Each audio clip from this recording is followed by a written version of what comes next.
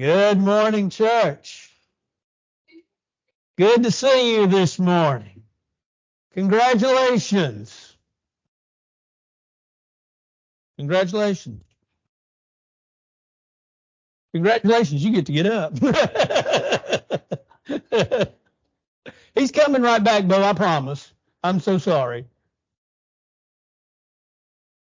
Congratulations, though. You've made it. Let's try it. I got it. You've made it to a new year, 2023. Out with the old, in with the new. What a great thought to enjoy the newness of a new year. We look today. Say something to them. Aren't these red birds pretty? I was here yesterday and she was trying to get all this lined up, and she does such a good job for us. We appreciate it. A breath of fresh air in a building's always nice. So we appreciate her efforts in that. But congratulations in the freshness of a year that's gone past. And no matter what happened in 2022, no matter what happened in your life, the good, the bad, the ugly, the indifferent, it happened. It took place. And unfortunately, we have to learn to deal with those things, but it's a new year. It's a new start. You know, it's interesting what we remember out of 2022. Matter of fact, I remember it like it was yesterday. Thank you. You got that. When we think about what happened yesterday, if you will, last year, we think about those things and we think about, man, I want to do better. And folks make New Year's resolutions. I mean, we decide, okay, this is what we're going to do. This is how we're going to do it. This is how we're going to be. And then by January the 17th, and that is really the date, January the 17th, most New Year's resolutions are either broken or even forgotten.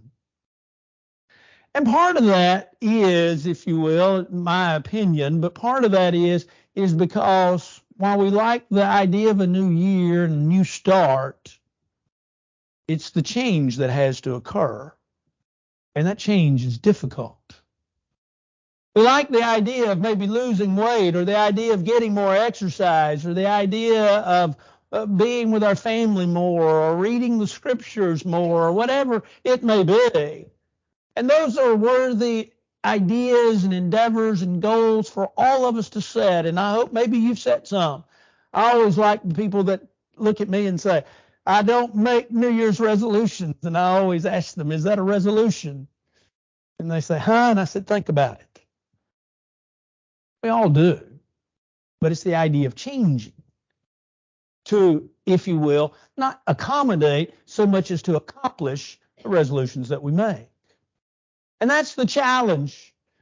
The challenge to roll back and to move forward is always a great challenge. The Bible has really much to say about moving forward, and that's really what the Christian life's about. But how do we go about doing that? How do we go about making that change? Well, this morning, you would say, you'd think, oh, you probably thought on the way, I bet that preacher preaches on New Year's resolutions. Well, I'm not going to give you any New Year's resolutions as such. But what I want to do is I want to give you some thoughts with regards to, as you look at 2023, how to live 2023, because it's going to see the same thing, or many of the same things that you saw in 2022. It's going to see heartache, disappointment, rejection, upset, but it's also going to see happiness, fulfilling times of glory and joy, and times that are just times. How we live this new year. I want you to, first of all, I want you to live 2023 as a journey. We're not there yet. That should be a comforting thought in reality. We set up, if you will, we set up roots. Some of you have lived in the same town all of your life, or the same vicinity. Some of you have lived in the same house for 30, 40, 50 years. Nothing wrong with any of that. But you've set your roots down. I'm here to stay. I'm not going to leave. I'm not going to move. I'm here to stay. But yet you know in reality, you're not here to stay. The Hebrew writer reminds us in Hebrews 13:14, we have no continuing city, but we do seek one which is to come. We look forward to that which is ahead. We look forward to that which is beyond. We look forward to the next day, to the next week, to the next month. We look forward.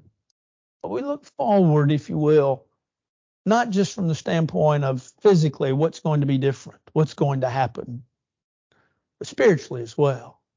You see, we need to learn to live life as a journey. We may not know exactly where we're going, but we have, from a standpoint of physically, but from a standpoint of spiritually, we have a roadmap that tells us we're on our way home. We're headed towards heaven. We have a roadmap that says, here's what you can do in order to receive heaven. Here's what you can do with regards to accepting and taking the blood of Jesus Christ and using it in your life for the forgiveness of sins. Because you see, Paul said it best, while we look not at the things that are seen, but the things that are not seen. The things that are seen, they're fleshly, they're physical. The things that are not seen, they're eternal. And so we press towards the mark, living life as a journey, wondering what is the next adventure, wondering what is the next event, wondering what is going on, but knowing as well that we need to complete every step. It's sort of like a book. If you read books, you know that they have chapters, and sometimes chapters have subchapters. But you have chapters, and one chapter is finished. You turn the page and you go to the next chapter until finally you read the last chapter, the last page, and you close the book and you say, well, that was either good or that was worthless or that wasn't worth my time or I enjoyed that tremendously. With each turning of page, with each dawning of a new day, something else happens. You're making progress on that journey. And so that journey should be lived, but it should be lived cautiously. You know, Paul, as he bid farewell to the church at Ephesus in Acts chapter 20, Paul had been pretty much in Ephesus. He had been in and out, but he'd been pretty much in Ephesus for 3 years. His third missionary journey. Paul was going back, going home, and going also to tell people what he had accomplished and how that folks had obeyed the gospel. And so he calls the elders of the church at Ephesus together and he says, come on, fellas, I need to meet with you, I need to talk with you. And as he calls them together in Acts chapter 20, he reminds them that after my departing, grievous wolves shall enter in, not sparing the flock.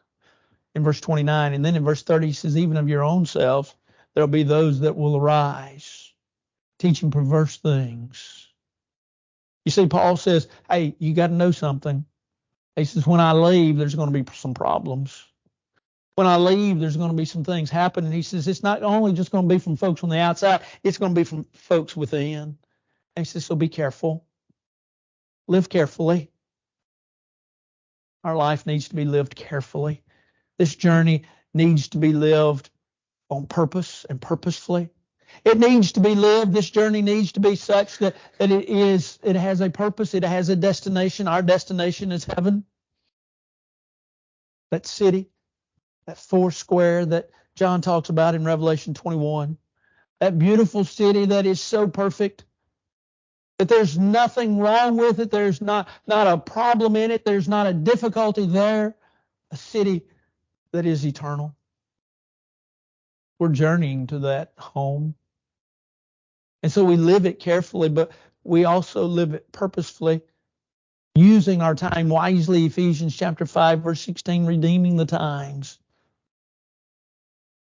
Knowing that as we push towards that mark, that we live the life that God would have us to live. And so we live this new year. We live it as a journey, waiting to see, wanting to see, longing to see. And as the psalmist said in Psalm 7 and verse 1, oh my God, I put my trust in you. Oh, my wonderful God, the psalmist says. And he goes on and he repeats basically the very same words in Psalm 73. In you I put my trust. As you live life as a journey, be sure that your journeying partner is God. Be sure that the one that you're walking with and the one that you're holding to is the Father. It is not yourself. It is not the world. Make sure that your journey is heaven bound,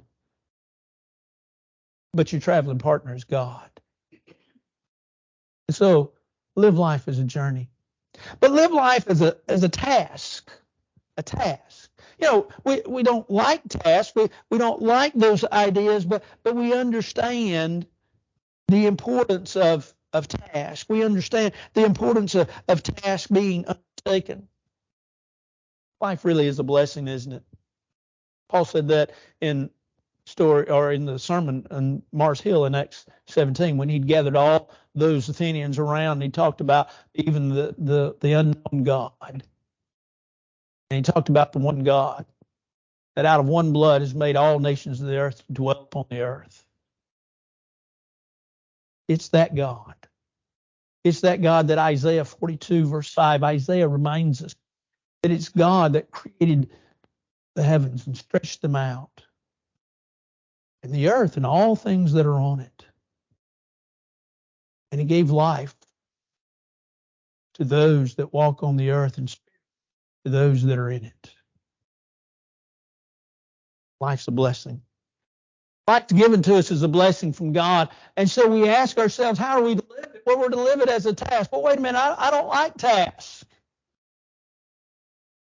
You still have a task. You still have a responsibility. You still have a chore, if you will. It's a chore not of difficulty. It's a chore not of one that should be regretted or one that should say, oh, you know, this is part of that list that I don't like.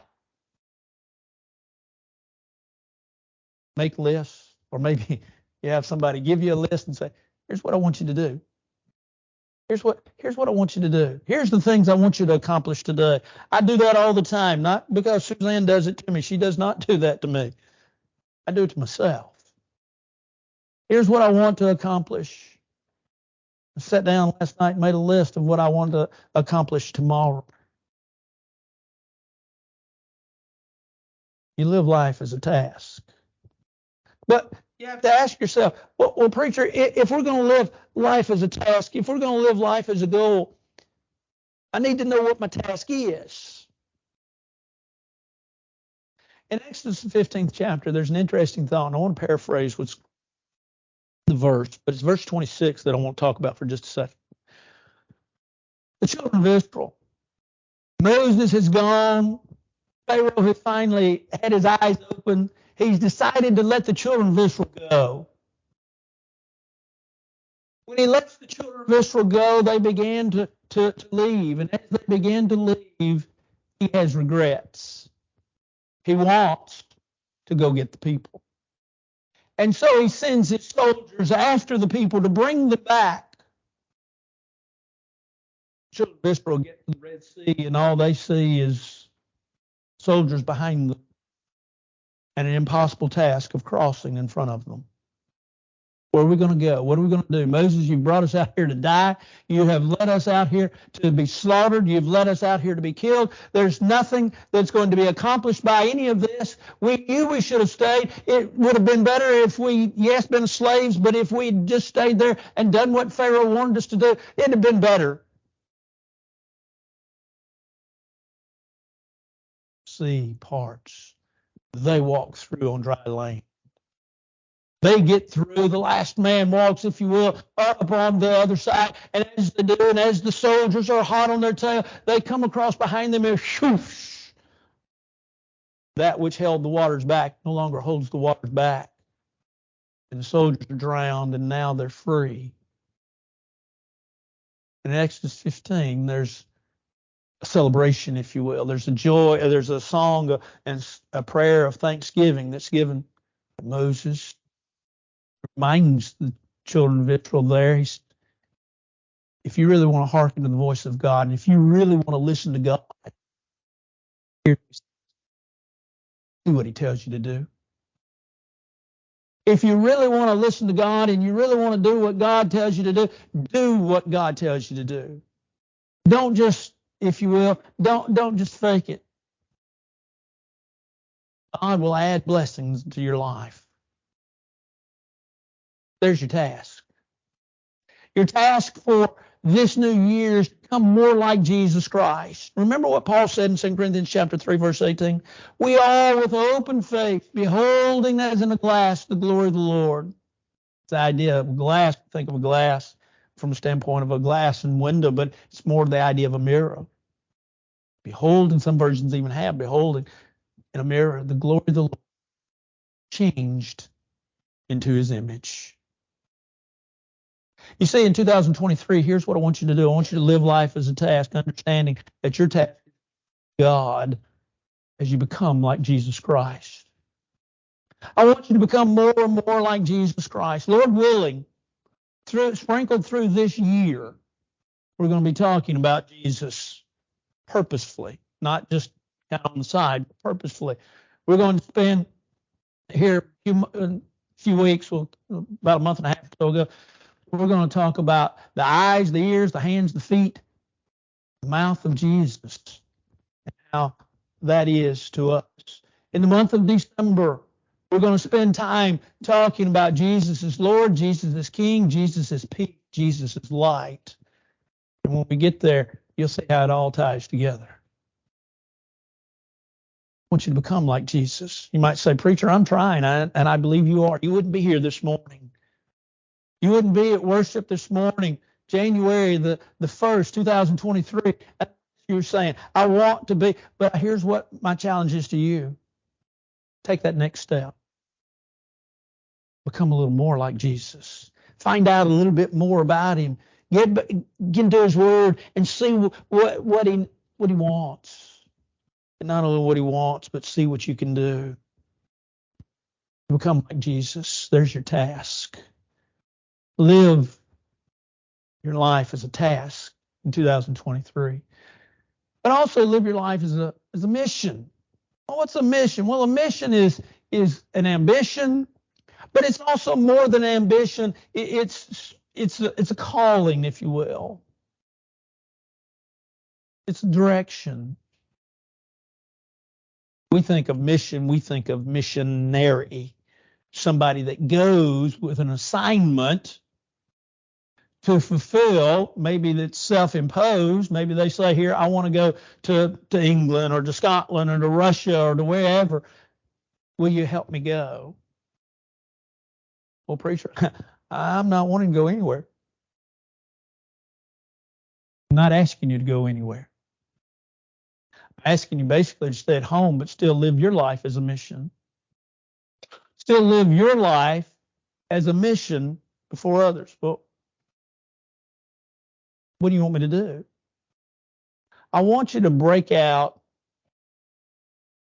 kindness in your life. One of the things, and admittedly, I have a lot of different ideas which may not coincide with yours. One of the things that is disturbing, at least to me, from a preacher's standpoint, looking at the world, is a lack of kindness. Now, I'm not talking about you particularly.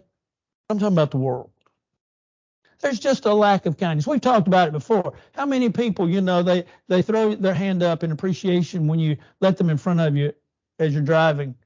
They may throw, pardon the idea, they may throw a finger at you, but not a hand. How many people let you go in the door as they're trying to go in at the same time?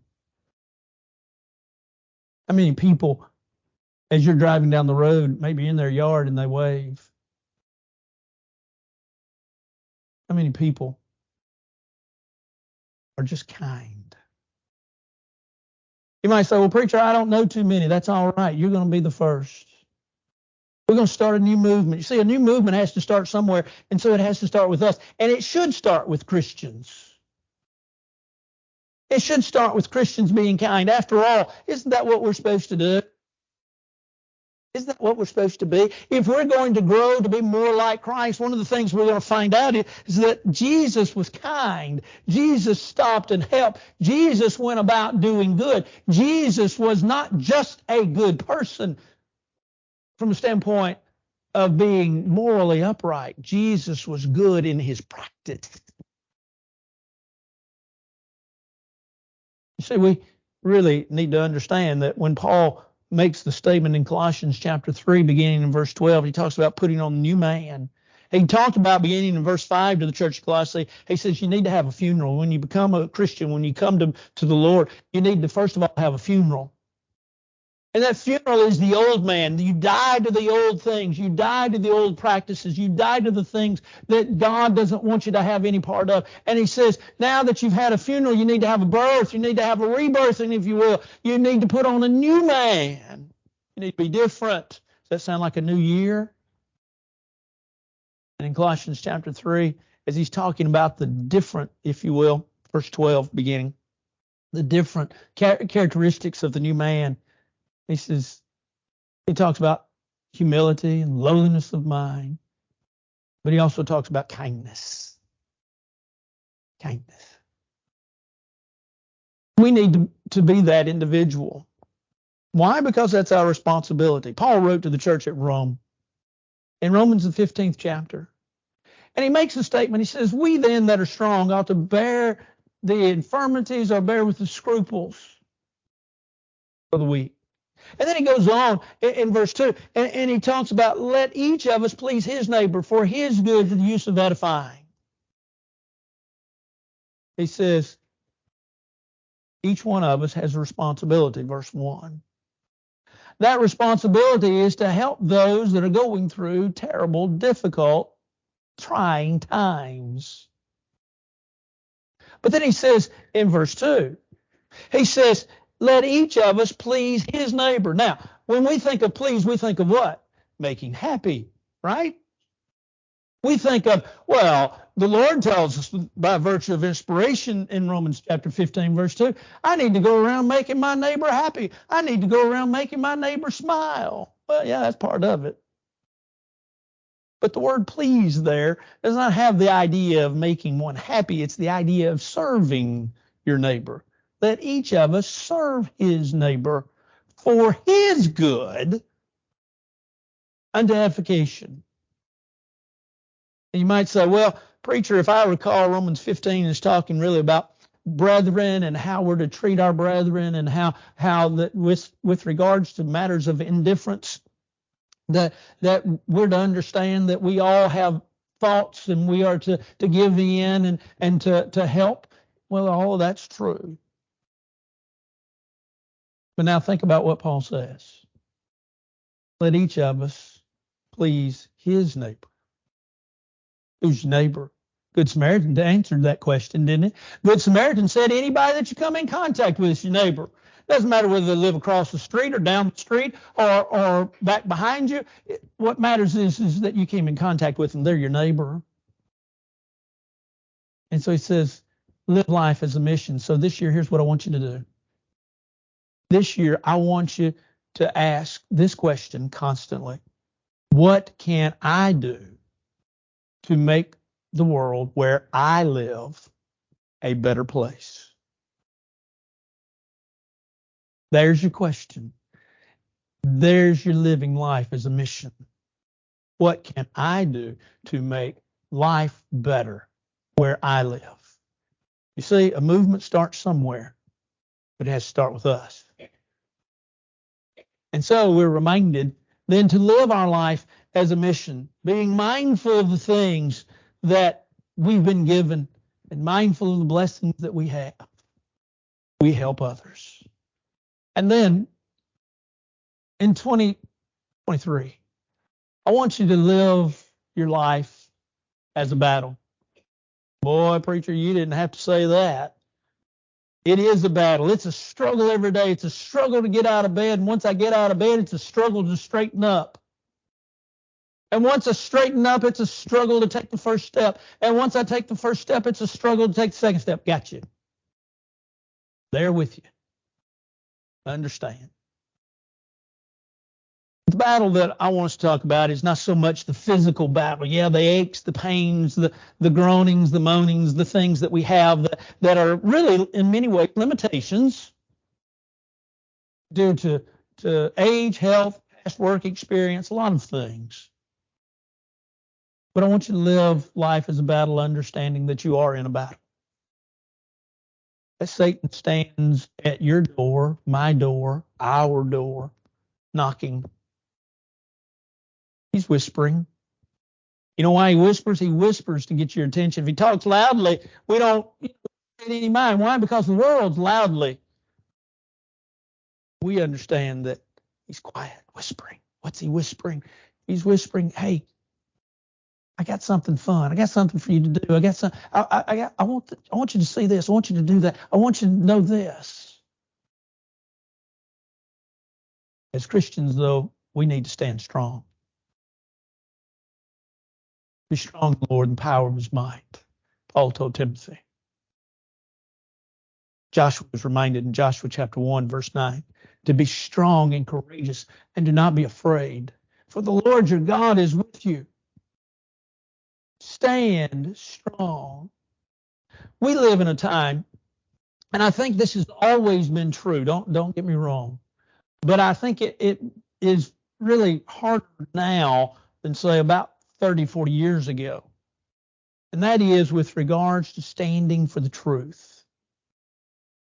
The truth is under attack. It used to be that the Bible, God, his word, were respected. If you told people, well, I went to church, you were respected. I believe the Bible, well, it's holy, it's to be respected, and they respected it. But now that's not the case. We live in a time and a day and age in which the Bible is under attack, just like it's always been.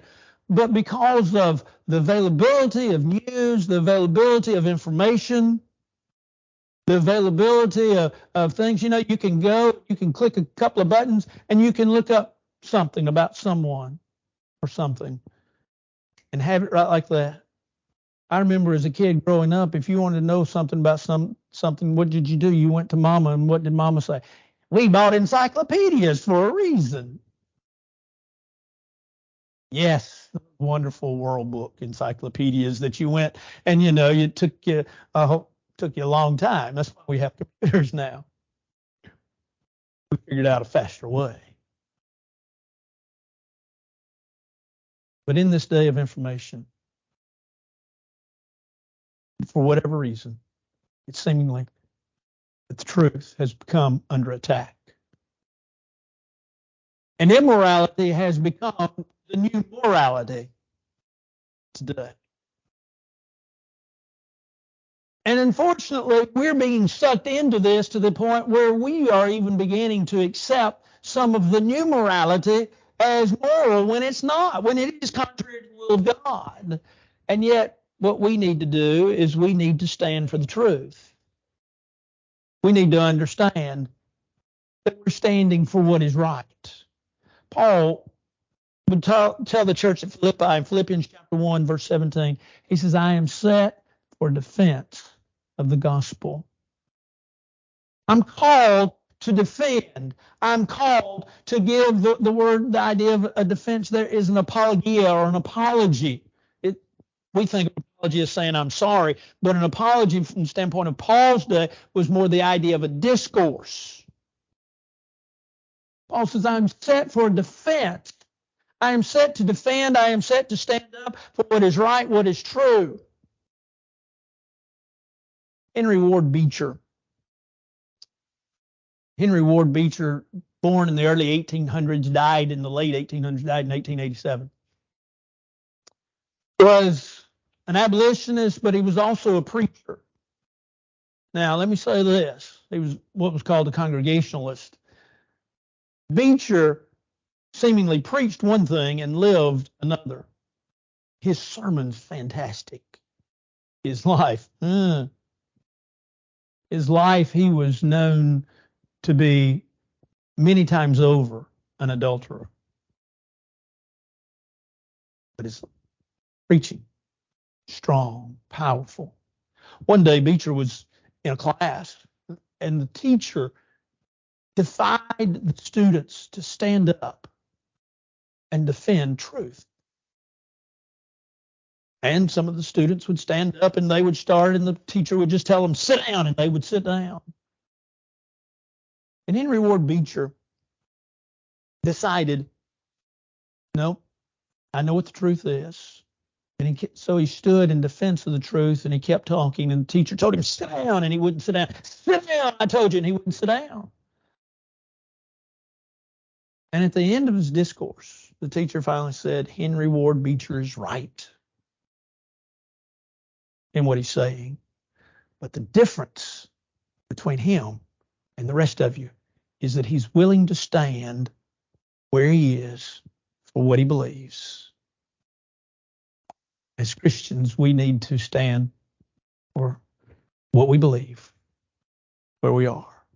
And so live this year as a battle, standing for the truth, standing for what's right. I wondered how to end this sermon all week. My wife looked at me last night and said, "What's your sermon about tomorrow?" She does that often, and I appreciate that. So I told her the points, and she said, "You didn't include adventure." She's right. And I thought about it for a long time after she said it. But she said it and then walked off. And I thought about it. I thought how right she was. But then living life as an adventure includes all of these things, doesn't it? And life is an adventure. It's an adventure that each of us will live each day. There'll be things that we will not plan, not script, not even have thought remotely about that will take place. There are things that will be said to us. There are things that will be done to us. There are things that will just happen to us. Same's true in the world. But if we learn to live our life this year as a journey, as a task, as a mission, as a battle, the adventure will one day end, and we'll hear the words, "Well done, good and faithful servant." Are you ready for that time? Are you ready for that day? If you're not, you can do it. You can make it right. All together we stand and sing.